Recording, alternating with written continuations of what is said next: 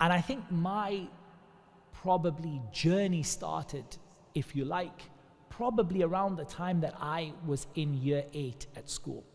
Sometimes I tell this story abroad and I have to explain what year 8 is, but since you all guys are here in England, it makes sense to you. It probably started around year 8 of school. Now, I didn't become Muslim until year 10, so there's a gap there. But there's two things that started in parallel. One thing is that I started, as you start to grow up, and you're probably, 12 years old in year 8, maybe, something like that. You start to misbehave a bit, yeah? You get into the tweens, yeah? The early teens, and you start to misbehave a bit. So I started to misbehave a bit. You know, I started to have some friends who were not great for me. They were kind of mischief makers. I wouldn't say they were like criminal or something. They weren't like a gang or something that were like stabbing people on the streets or something. They weren't into something really bad, but they were making mischief. They were causing trouble for people. Small things, breaking things that belong to people, scratching cars and breaking windows, and they were causing mischief. And they were a group of people who were just causing mischief. And I wasn't like that at all. And that's me being honest, I really wasn't. I was quite an academic child. I did very well at school. But when you do very well at school, you often you don't want to be the one who does well at school, right? You kind of want to be like under the radar. So my way of being under the radar was to, spend time with these guys who were causing mischief, and they were, making trouble for people.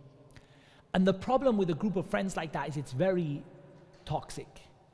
It's very toxic because each of you is making trouble for the other one as well. So you're constantly getting the other person into trouble. You're constantly trying to be the one that doesn't get left behind. Everyone backbites everybody else. Everyone stabs everyone in the back. Everyone, will try to be the one that leaves somebody else behind to take the fall for whatever they did.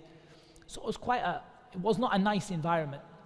And that group of friends had a big effect on me.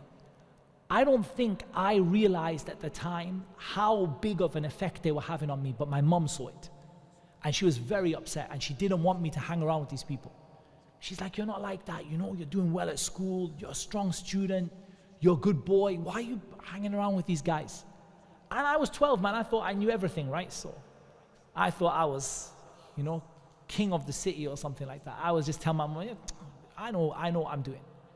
They're not that bad, we're just having fun, we're just messing around, we're just having a laugh, it's not serious.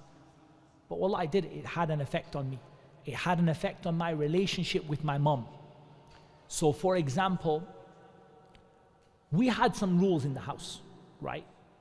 Like for example, one of the rules we had in the house, like smoking would not be tolerated, for example.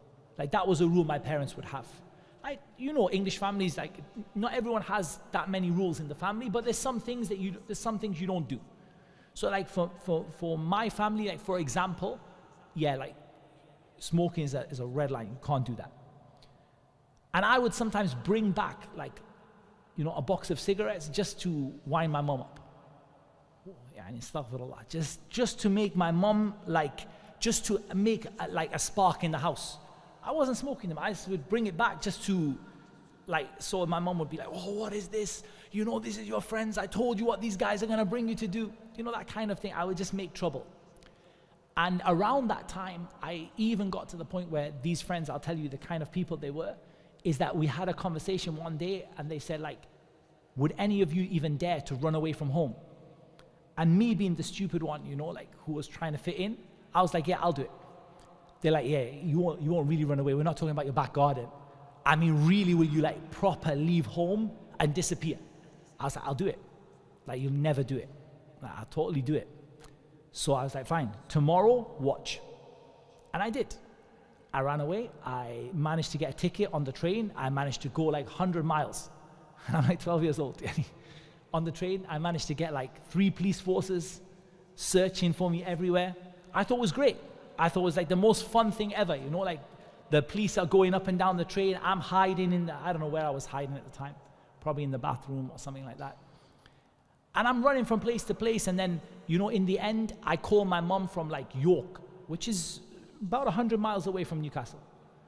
And I'd gone on the train and I called my mom, and my mom's crying on the phone, and I'm like, she's like, and you know, the same people who said like, we want to see if you'll do it, they called my mom straight away. And it was just a very messed up family environment like that, or friends, the friend environment was not good. I came back anyways. Mom said, please come home. And I was like, okay, fine, I'll come home.